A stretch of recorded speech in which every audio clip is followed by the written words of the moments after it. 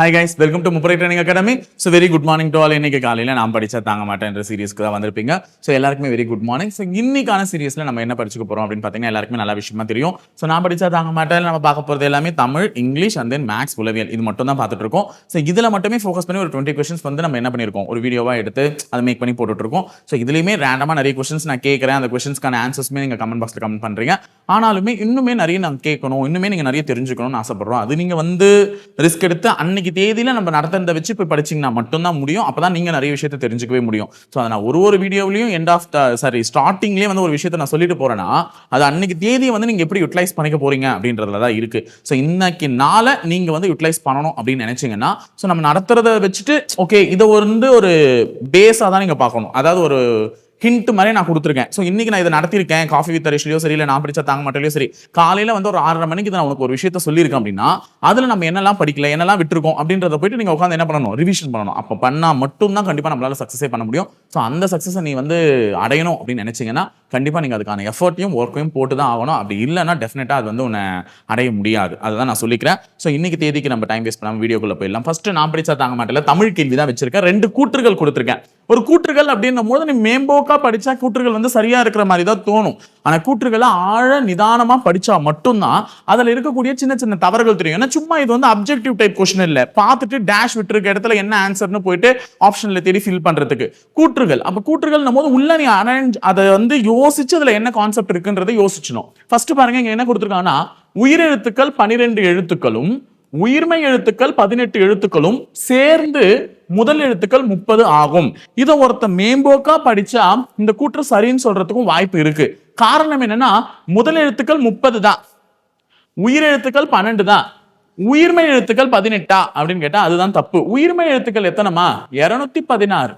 நல்லா கவனிங்க, உயிர்மெய். ஆனா இவன் இதை படிக்காம மெய் எழுத்துக்கள் 18 அப்படின்ற மாதிரி பார்த்துட்டா புரிஞ்சுக்கிட்டா அப்படின்னா இந்த கூற்று சரின்னு சொல்லிடுவான். ஆனா இந்த கூற்று தவறு. அப்ப சின்னதா ஒரு வார்த்தையில தான் ட்விஸ்டே வச்சிருக்காங்க. உயிர்மை எழுத்துக்கள் 18 சேர்ந்ததுதான் முதல் எழுத்துக்கள் அப்படின்னு சொல்லிட்டு, ஆனா அது தவறு. 2வது கூற்று என்ன சொல்லியிருக்காங்க, 18 என்னும் நூல் 8 தொகை நூல்களுள் ஒன்றாகும். இது வந்து நம்ம ஆல்ரெடி நான் படிச்சா தாங்க மாட்டேல 8 தொகைனா எத்தனை நூல், அந்த 8 நூல் எப்போட பேர் என்ன, 18 எதுல வருது, 10 பாட்டுல எத்தனை நூல் இருக்கு, எல்லாமே நான் வந்து உங்களுக்கு தரோவா சொல்லியிருக்கேன். அப்போ பேர்ல தான் இதுக்கு 10ன்னு இருக்கும். ஆனா இது 10 பாட்டுல வராது. எதுல தான் வரும்? 8 தொகையில தான் வரும். அப்ப 2வது கூற்று சரி. அப்ப கூற்று 2 மட்டும் சரிதான் இந்த கேள்வியினுடைய பதில். ஆனா நம்ம என்ன பண்றோம், 18 இருக்கிறதுனால அது 10 பாட்டுல தான் இருக்கும் அப்படின்ற ஒரு மைண்ட்ல டிசைட் பண்ணிக்கிறது. ஸோ இந்த மாதிரிலாம் நினைச்சுக்கிட்டு நம்மளாவே எதுவும் பண்ணக்கூடாது. ஓகேவா? ஸோ இப்போ உங்களுக்கு ஒரு கொஸ்டின் கேட்டுட்டு போறேன். என்ன கொஸ்டின் அப்படின்னு பார்த்தீங்கன்னா, சார்பெழுத்துக்கள் இருக்குல்ல, சார்பெழுத்துக்கள் மொத்தம் எத்தனை, இதுதான் நான் கேட்டிருக்கேன். ஸோ இந்த கொஸ்டினுக்கு கமெண்ட் பாக்ஸ்ல கமெண்ட் பண்ணிடுங்க. சார்பெழுத்துக்கள் மொத்தம் எத்தனை, சரியா? இதை ஒன்று கமெண்ட் பாக்ஸ்ல கமெண்ட் பண்ணிட்டு போயிடுங்க. அடுத்தது 2வது கொஸ்டின், அருகு என்ற தாவரத்தின் இலை பெயர் என்ன அப்படின்னு சொல்லிட்டு கேட்டிருக்கான். தாவரங்களும் அதனின் இலை பெயர்களும் நான் தனியாவே நடத்திருக்கேன். அப்போ இங்க என்ன கொடுத்திருக்காங்க, அருகுன்னு கொடுத்திருக்காங்க. அருகு என்ற தாவரத்தின் இலை பெயர், அருகு சரி, கோரை சரி, ரெண்டுத்தினுடைய இலை பெயரும் கிட்டத்தட்ட ஒண்ணுதான். அருகையும் கோரையும் என்னன்னு சொல்லுவாங்கன்னு பாத்தீங்கன்னா புல்லுன்னு சொல்லுவாங்க. ஏன்னா நம்ம சொல்லியிருக்கோம்ல அருகம் புல், கோரை புல் அப்படின்னு சொல்லியிருக்கோம்ல. அப்ப அருகு மற்றும் கோரையின் இலை பெயர்கள் என்னது? புல்லு. ஓகேவா? சரி, அடுத்த கொஸ்டின் போலாம். 3rd கொஸ்டின், கரி என்ற சொல்லுக்குரிய சரியான பொருளை தேர்க அப்படின்னு சொல்றாங்க. இங்க பாருங்க, கரி அப்படின்னு சொல்லி கொடுத்துருக்காங்க. அந்த ரீ வரும்போது வித்தியாசம் தெரியும். இந்த கறி வேற, இது சமைக்கிறதுக்கு உண்டான காய்கறி. ஓகேவா? இந்த கறி வேற அப்படின்னு சொல்லுவாங்க. இந்த கறி என்றால் குதிரையா, நரியா, சிங்கமா, யானையான? யானை. என்னது? யானை. அப்ப குதிரைக்கு என்ன பேருனா பரி. நான் எல்லாமே சொல்றேன், அந்த ரீ வச்சே சொல்றேன். அப்ப பரி என்றால் குதிரை, அரி என்றால் சிங்கம். அரி என்றால் சிங்கம். அப்ப அரி, பரி, கரி இதெல்லாம் டிஃபரன்ஷியேட் தெரிஞ்சு படிச்சுக்கோங்க. அப்ப கரி என்றால் யானை, பரி என்றால் குதிரை, அரி என்றால் சிங்கம். அது நரி. நரி நரி நரி நரின்ற மாதிரி நரி. ஓகேவா? சரி, அடுத்தது அப்ஜெக்டிவ் என்ற ஆங்கில சொல்லுக்கு நிகரான தமிழ் சொல்லை கேட்கிறாங்க. அப்ஜெக்டிவ் முக்கியமான கொஸ்டின். ஏன்னா நம்ம ரெஸ்யூமே எல்லாமே டைப் பண்றோம். ஸோ உங்களுடைய ரெஸ்யூமே எல்லாம் டைப் பண்ணும்போது அப்ஜெக்டிவ் அப்படின்னு ஒன்று போடுவீங்க. என்ன இந்த அப்ஜெக்டிவ்னா, உன்னுடைய குறிக்கோள் என்ன அப்படின்றத நீ மேம்போக்கா தெரியப்படுத்துவ. முக்காவாசி ரெஸ்யூம் வந்து கட் காப்பி பேஸ்ட் தான். அவன் ரெஸ்யூம்ல இருக்கிறது நீ காப்பி பண்ணி போட்டுக்கிறது, உன் ரெஸ்யூம்ல இருக்கிறது அவனுக்கு காப்பி பண்ணி கொடுக்கறது, இப்படிதான் மொத்தமா ரெஸ்யூமே வந்து உண்டாக்கிட்டு இருக்கீங்க. ஸோ ஆனால் அந்த ரெஸ்யூம்ல நீ போடக்கூடிய அப்ஜெக்டிவ் வந்து உன்னுடைய குறிக்கோள் என்ன, நீ இந்த வேலைக்கு சேர வரனா அந்த வேலையிலனால நீ என்னத்தை மாற்றத்தை அந்த கம்பெனிக்கோ அல்லது அந்த இன்ஸ்டிடியூஷன்ஸ்க்கோ ஏற்படுத்துவ, அந்த குறிக்கோள் என்ன அப்படின்றத நீ டிஃபைன் பண்றதுக்கு பேர் தான் அப்ஜெக்டிவ். அப்ப அப்ஜெக்டிவ் என்ற ஆங்கில சொல்லுக்கு ஒரு நிகரான தமிழ் சொல் என்னன்னு பாத்தீங்கன்னா குறிக்கோள். ஓகேவா? ஸோ இப்போ நான் ஒன்னு கேட்கிறேன், நான் ஒரு வார்த்தை கேட்டுட்டு போறேன், அதுக்கு என்னன்றதை நீங்க கமெண்ட் பாக்ஸ்ல கமெண்ட் பண்ணுங்க. நல்ல வார்த்தை வந்துச்சு, ஆனா டக்குன்னு அது மறந்துச்சு பாருங்களேன். ஸோ நம்ம வந்து இதுவாகவே கேட்டு போலாம், நமக்கு நல்லா தெரியும்ல, ஸ்ட்ரோமே கேட்டு போறேன் சிம்பிளா. ஓகேவா? ஸ்ட்ரோம் என்ற ஆங்கில சொல்லுக்கு இணையான தமிழ் சொல் என்ன? ஸ்ட்ரோம். ஸ்ட்ரோம். ஓகேவா? சரி, அடுத்தது இந்த இடத்துல வந்து பொறுத்துக கேட்டிருக்காங்க. பொறுத்துக வந்து பாத்தீங்கன்னா நுழைவு தேர்வு, புறநானூறு, பொற்குடம், வாழை மரம், கெடுதல் புணர்ச்சி, இயல்பு புணர்ச்சி, தோன்றல் புணர்ச்சி, திரிதல் புணர்ச்சி அப்படின்னு சொல்லிட்டு கேட்டிருக்காங்க. முதல்ல இந்த புணர்ச்சினா என்ன? புணர்ச்சி அப்படின்னும் பொழுது புணர்ச்சி ரெண்டு வகைப்படும். ஒன்னு வந்து பாத்தீங்கன்னா இயல்பு புணர்ச்சி, இயல்பு. இன்னொன்னு என்னன்னு பாத்தீங்கன்னா விகார புணர்ச்சி. விகார புணர்ச்சி, அந்த விகார புணர்ச்சி வந்து மூணு வகைப்படும். ஒன்னு திரிதல், இன்னொன்னு கெடுதல், இன்னொன்னு தோன்றல். இங்க இருக்குல்ல, கெடுதல், தோன்றல், திரிதல், இந்த மூணு தான் விகார புணர்ச்சியினுடைய வகைகள். அப்ப இயல்பு புணர்ச்சினா அந்த வார்த்தை இயல்பாவே எப்படி இருக்குமோ அதுதான் இயல்பு புணர்ச்சி. அங்க எதையுமே புதுசா வரவும் வராது, இருக்கிற வார்த்தை திரிஞ்சும் போகாது, இருக்கிற வார்த்தை கெட்டும் போகாது. அப்ப இதுல எது சார் இயல்பு புணர்ச்சிக்கு எதிர்ப்பானதுன்னா வாழை மரம். ஏன்னா வாழை மரத்துல புதிய வார்த்தை எதுவும் தோன்றல, ஏற்கனவே இருந்த வார்த்தை எதுவும் மறையல, இருக்கிற வார்த்தை எதுவும் திரியல. அப்போ வாழை கூட்டல் மரம் சேர்த்து எழுதுனா என்னன்னு வரும்? வாழை மரம். அப்ப இயல்பாக இருக்கக்கூடிய வார்த்தைகளே இணைந்து உருவானதுனால இது இயல்பு புணர்ச்சிக்கு எக்ஸாம்பிள். அப்ப இது ரெண்டு, அப்ப கடைசியில ரெண்டு வர மாதிரி ஒரே ஆப்ஷன் தான் இருக்காங்க. முடிஞ்சிருச்சு, இதுதான் ஆன்சர், முடிச்சிடலாம். ஆனா மத்ததெல்லாம் தெரிஞ்சுக்கணும்ல. இப்போ புறநானூறு பி ஆப்ஷன் இருக்கு பாருங்க, புறம் கூட்டல் நானூறு, புறம் கூட்டல் நானூறு. இந்த புறம் கூட்டல் நானூறு சேர்வதனாலதான் புறநானூறுன்ற வார்த்தை வந்துச்சு. அப்ப இந்த இம்முன்ற வார்த்தை என்ன ஆயிடுச்சு? கெட்டு போயிடுச்சு, அதாவது கெடுதல் போயிடுச்சு, விட்டு விலகி போயிடுச்சு.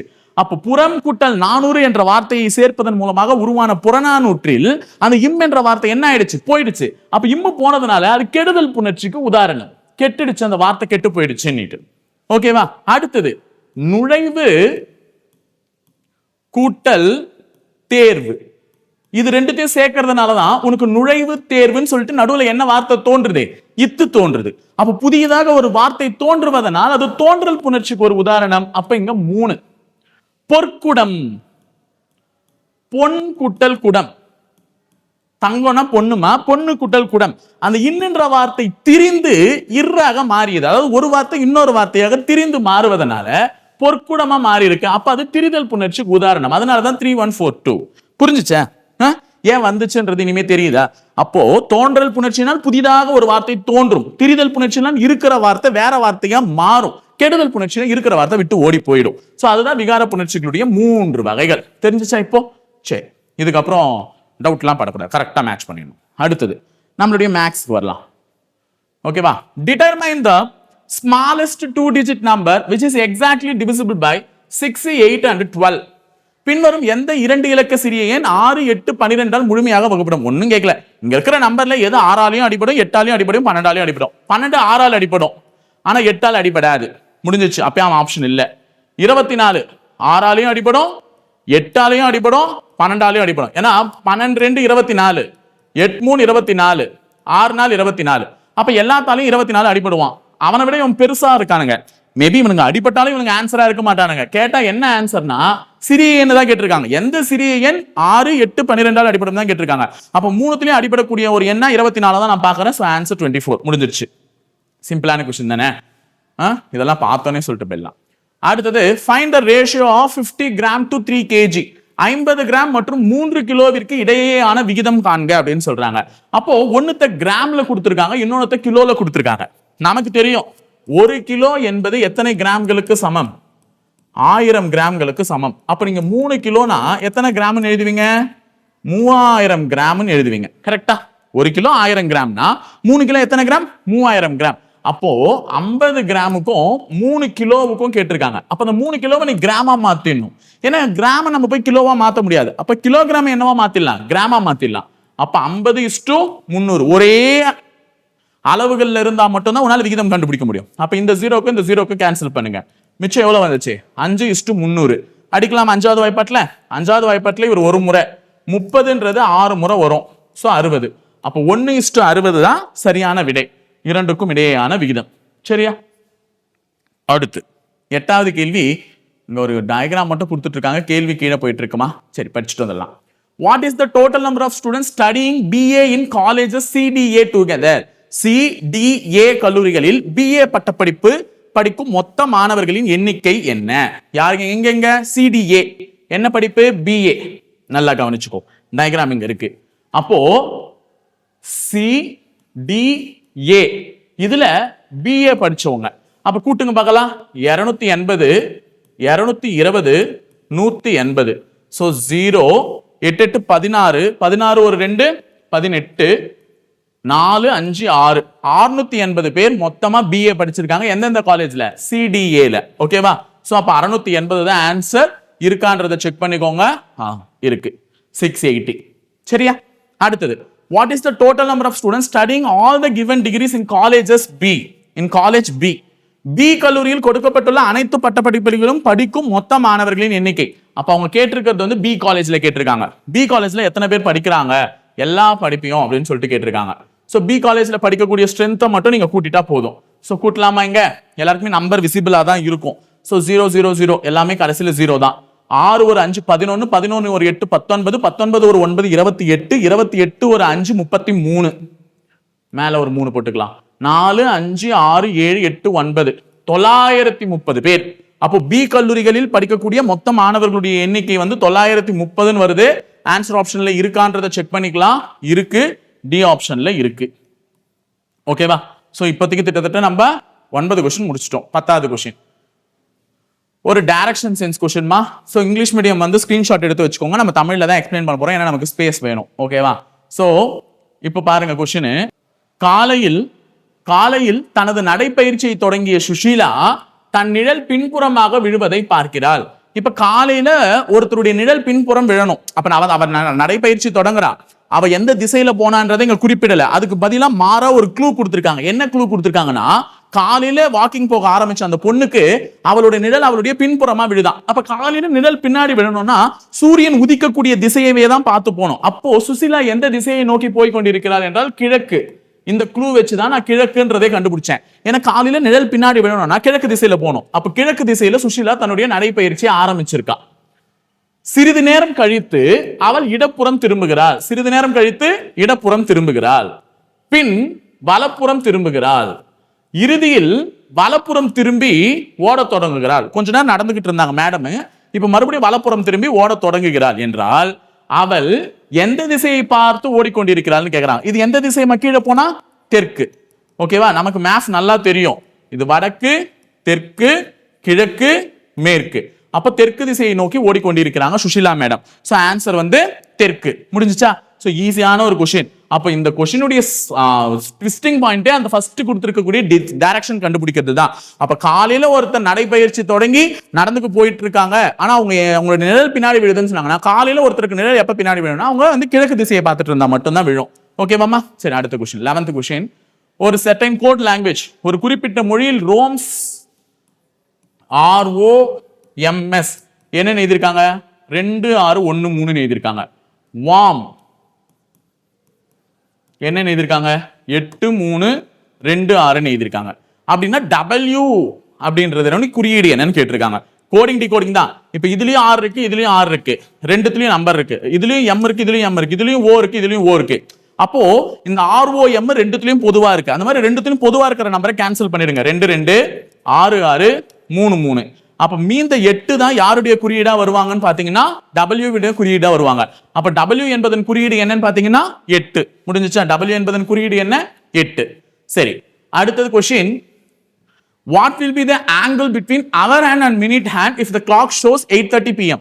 மணி 8:30 போது நேரமுள் மற்றும் நிமிடமுள்ளிற்கு இடையேயான கோணம் என்னன்னு கேட்கிறாங்க.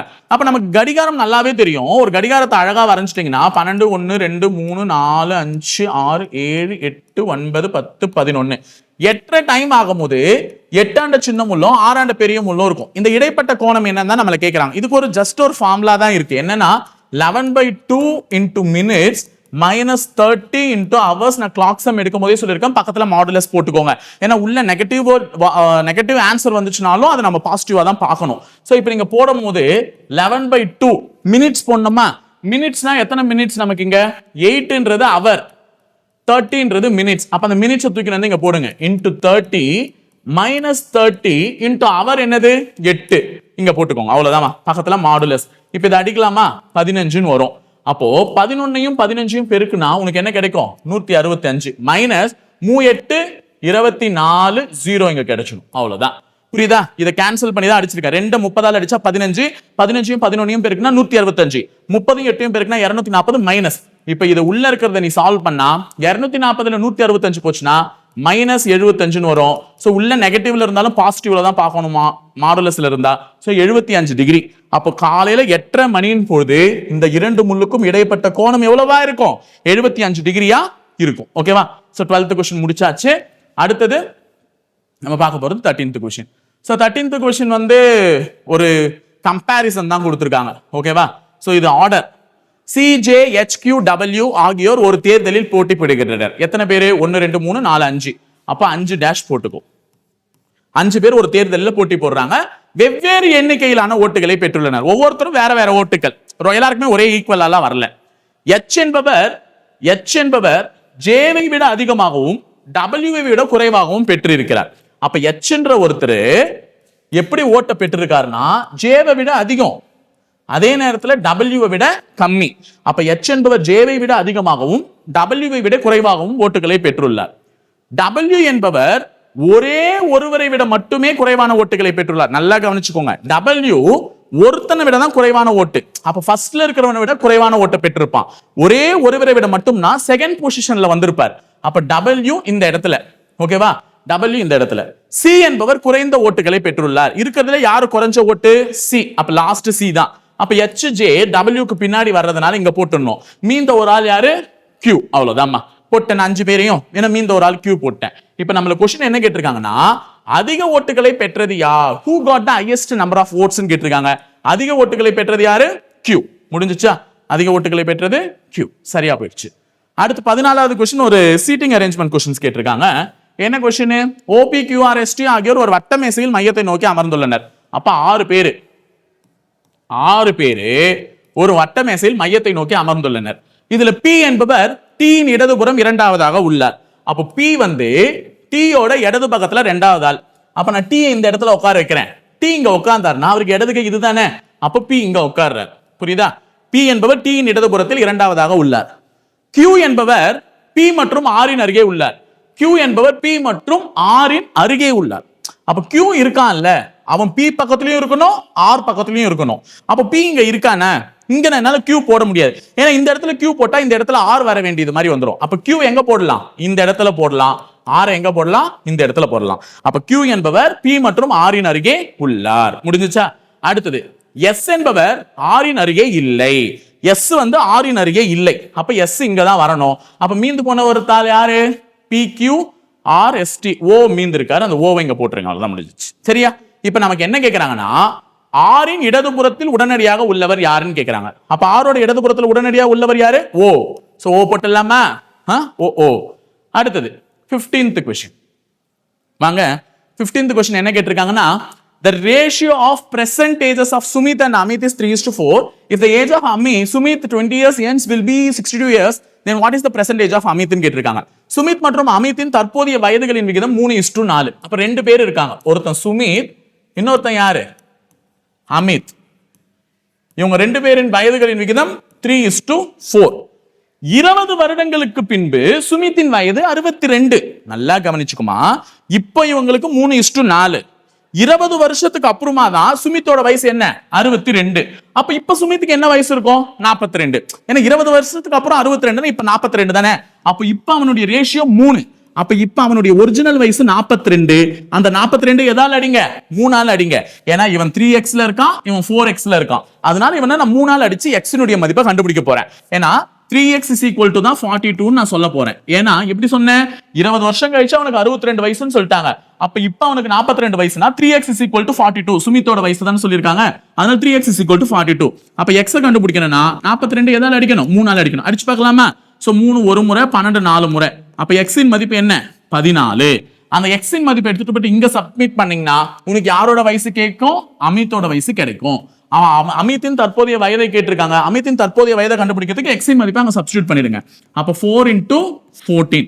4 4s are 16, 1 4s are 4, 5, 56. அப்ப ஆன்சர் வந்து A ஆப்ஷன்ல இருக்கக்கூடிய 56. ஓவர். ஓகேவா? 15th question over. சரி, அடுத்தது இங்கிலீஷ். ஸோ இதுவரையும் பிசி ஸ்டூடெண்ட்ஸ் யாராவது இருந்தீங்கன்னா அவ்வளோதான், உங்களுக்கு வீடியோ ஓவர். இனிமேல் இங்கிலீஷ் கொஸ்டின் ஃபார் எஸ்ஐ ஸ்டூடெண்ட்ஸ்க்கு. ஸோ அப்படியே கவனிச்சுட்டு வந்துருங்க. Change the following active voice into passive வாய்ஸ்னு கேட்டிருக்காங்க. He has made coffee. So active வாய்ஸ்ல இருந்து பாசிவ் வாய்ஸா நீ மாத்தணும்னா இந்த சப்ஜெக்டும் ஆப்ஜெக்டும் இடம் மாறணும். அப்ப காஃபி முதல்ல போயிடணும். எல்லாத்துலயும் காஃபி தான் இருக்காங்க. முதல்ல கொடுத்திருக்கிற சென்டென்ஸ்ல என்ன டென்ஸ் இருக்கு? has made. hasன்றது பெர்ஃபெக்ட் டென்ஸ்க்கு மட்டும் தான் பயன்படுத்துவோம். அதுலயும் as வந்து என்ன பெர்ஃபெக்ட்? present perfect. இங்க V3 made இருக்கு. ஏன்னா மேக்னுடைய past tense made and then past participle made. அப்போ present perfectல இருக்கு. அப்போ present perfectல இருந்துச்சுன்னா அதே tense எனக்கு ரீடைன் ஆகணும்னா நான் கண்டிப்பா beenன்ற ஒரு வார்த்தையை சேர்க்கணும். been என்ற ஒரு வார்த்தை அது இதுல மட்டும் தான் சேர்க்கப்பட்டிருக்கு. அப்ப coffee has been made by him. அவ்வளவுதான் முடிஞ்சிச்சு. சோ ஆப்ஷனை வேக வேகமா எலிமினேட் பண்ண கத்துக்கோங்க. எனக்கு என்ன டென்ஸ்ல இருக்குன்றத ஃபர்ஸ்ட் பாருங்க. எனக்கு அங்க present tenseல present perfect tenseல இருந்துச்சுன்னா டக்குன்னு அது கூட been என்ற வார்த்தையை சேர்த்தா முடிஞ்சிருச்சு. அதனால been சேர்த்து விட்டு முடிச்சு விட்டுருங்க. புரியுதா? அடுத்தது 17வது question. The American English word for the tap is. ரொம்ப ரொம்ப முக்கியமான ஒரு क्वेश्चन தான் இது.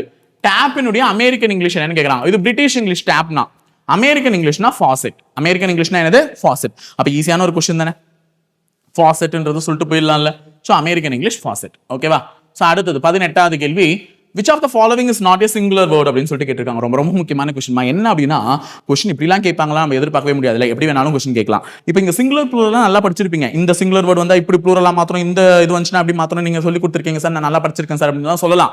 ஆனா இப்போ அவங்க ட்விஸ்ட் அங்க என்ன வச்சிருக்காங்கன்னா which of the following is not a singular word. ஐயோ இந்த எல்லாமே எனக்கு பார்த்த மாதிரியே இருக்கே அப்படின்னு நீங்க நினைச்சீங்கன்னா அங்கதான் தப்பு. ஆக்ஸ்ன்றது சிங்குலர் தான். ஆக்ஸ்ன்றது என்னது? சிங்குலர். அப்ப ஆக்ஸினுடைய ப்ளூரல் என்னன்னு பாத்தீங்கன்னா ஆக்சேன். ஆக்ஸினுடைய ப்ளூரல் என்ன? ஆக்சேன். மவுஸ் வந்து பாத்தீங்கன்னா சிங்குலர். அப்ப மவுஸினுடைய ப்ளூரல் வந்து மைஸ். அப்போ ஹுமன் சிங்குலர். அப்போ ப்ளூரல் என்ன சார்? உமென். அப்ப இவங்க எல்லாருமே சிங்குலர் தான். அப்ப இதுதான் என்னதுன்னு பாத்தீங்கன்னா ப்ளூரல். அப்ப டீத்னா ப்ளூரல், அதனுடைய சிங்குலர் என்னன்னு பாத்தீங்கன்னா டூத். ஓகேவா?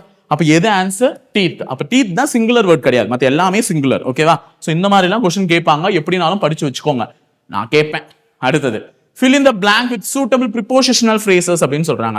prepositional phrasesனா இதுக்கு அர்த்தம் தர மாதிரி ஒரு விஷயம். முதல்ல இந்த சென்டென்ஸ் படிச்சு என்ன அர்த்தத்தை கொடுக்குதுன்றத பாத்துக்கோங்க. the boy studied well dash many obstacles. obstaclesனா தடைகள். ஓகேவா? obstaclesனா என்னது? தடைகள். எத்தனை தடைகள் இருந்தாலும் அந்த பையன் என்ன பண்றான்? நல்லா படிக்கிறான். நல்லாவே படிக்கிறான். அப்போ கஷ்டம் இருக்கும், யாருக்கு தான் இல்லை? இப்போ உங்களுக்கு இருக்கு, எனக்கு இருக்கு, இவங்களுக்கு இருக்கு, எல்லாருக்குமே இருக்கு. ஆனா அத்தனை கஷ்டம் இருந்தாலும் அவன் என்ன பண்றான்? நல்லா படிக்கிறான். அவனுடைய குறிக்கோள் என்ன? அவன் படிச்சு அந்த குடும்பத்தினுடைய சூழ்நிலையை அவனாவது மாத்தணும்ட்டு. கஷ்டம் உட்காந்துட்டு இருந்தா மாறிடுமா குடும்ப சூழ்நிலை? கண்டிப்பா மாறாது. அப்ப நம்மளாவது நம்ம குடும்ப சூழ்நிலை கஷ்டம்னு இருக்கு, இன்னொரு 6 மாசம் கஷ்டப்பட்டுலாம், அப்புறமா நம்ம குடும்ப சூழ்நிலை நம்மளால மாத்த முடியும் அப்படின்னு நினைச்சு படிச்சிருக்கான். So the boy studied well dash many obstaclesனா in spite of. in spite ofனா இருந்தும் கூட. in spite ofனா என்னது? இருந்தும் கூட. அவ்வளவு கஷ்டங்கள் இருந்தும் கூட அந்த பையன் நல்லா படிச்சான் அப்படின்னு அர்த்தம். அப்ப in spite ofனா இருந்தும் கூட. ஓகேவா? சரி, அடுத்து லாஸ்ட் क्वेश्चन முடிச்சிடலாம், உங்களுக்கு தான் டைம் ஆகுது இல்ல. அடுத்தது fill in the blank with correct verb form. Deepa dash the plants every morning. Deepa தினமும் செடிகளுக்கு தண்ணீர் ஊத்துறான். இந்த வாட்டர் அப்படின்றத தான் வந்து அங்க மாத்தி எழுத சொல்லியிருக்காங்க, எப்படி எழுதணும்ட்டு. சோ இதுல என்ன டென்ஸ் முதல்ல யூஸ் பண்ணலாம் அப்படின்னு பாத்தீங்கன்னா சிம்பிள் பிரசன்ட் டென்ஸ் தான் யூஸ் பண்ணணும். ஏன் sir simple present tense use பண்றீங்க அப்படின்னு கேட்டீங்கன்னா எவ்ரி மார்னிங் தினசரி நடக்கக்கூடிய ஒரு ரொட்டீன் ஒர்க் கொடுத்துருக்காங்க. எவ்ரி மார்னிங் தினசரி இவ அதுதான் பண்றா. காலையில எழுந்த உடனே போய் செடிக்கலாம் தண்ணி ஊத்துறா அப்படின்னா அது டெய்லி நடக்கக்கூடிய ஒரு ரொட்டீன் ஒர்க். அப்ப டெய்லி நடக்கக்கூடியது ஒரு சயின்ஸ் ஃபேக்ட், ஒரு நேச்சுரல் ஃபேக்ட் இதெல்லாம் இருந்துச்சுனாலே அது சிம்பிள் பிரசன்ட் டென்ஸ்ல தான் சொல்லணும். அப்ப இது ஒரு சிம்பிள் பிரசன்ட் டென்ஸ்ல சொல்லலாம்னா அப்படியே அந்த வர்பை நீ போட வேண்டியதுதான். ஆனா அந்த வர்பை அப்படியே போடக்கூடாது, கூட எஸ் சேர்த்து போடணும்னு சொல்லியிருக்கேன். ஏன்னா சிம்பிள் பிரசன்ட் டென்ஸ்ல மட்டும் வர்பு கூட எஸ் சேர்க்கணும். முன்னாடி ஈ, ஷீ, இட் இந்த 3 பேர்ல யாராவது வந்தாங்கன்னா வர்பு கூட என்ன சேர்க்கணும்? எஸ்ஓ அல்லது இஎஸ்ஓ சேர்க்கணும். அதனால தான் எஸ் சேர்த்திருக்கேன். அப்போ வாட்டர்ஸ் த பிளான்ஸ் எவ்ரி மார்னிங். தீபா என்பவள் ஷீல வருவா, சோ அவளுடைய பெண், அதனால ஷீல வரா, அதனால எஸ் சேர்த்துட்டேன் வாட்டர்ஸ் அப்படின்னு சொல்லிட்டு. அப்ப தீபா வாட்டர்ஸ் த பிளான்ட் எவ்ரி மார்னிங். புரிஞ்சுச்சா? சோ இவ்வளவு தாங்க. சோ இதுக்கப்புறமும் நம்ம நல்லா படிச்சா நிறைய படிச்சு நிறைய விஷயத்தை தெரிஞ்சுக்கலாம். சோ தொடர்ந்து படிங்க, தொடர்ந்து இணைந்திருங்கள், நிறைய விஷயத்தை தெரிஞ்சுப்போம். இணைந்திருங்கள், தொடர்ந்து பயணிப்போம். முப்படை பயிற்சி மையத்துடன். நன்றி, வணக்கம்.